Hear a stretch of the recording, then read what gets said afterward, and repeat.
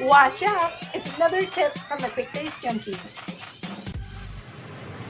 Don't settle for the default when drilling down to your data. When I click on the summarized quantity in my tasks field, it takes me to a drill down report. This is our default report, and it's just not the view we want.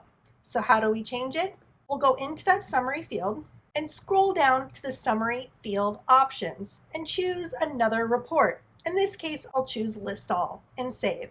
Now when we click on that number, we've got a report that's much more informative. The same thing can be applied to summary reports. Here we could also drill down, but it would take us to that default report. So instead, we'll customize the report. If we scroll all the way to the bottom, we can again pick our drill down report and save. When you're done setting your drill downs, head over to quickbasejunkie.com/training to learn more about demystifying the relationship in Quickbase. Bye for now.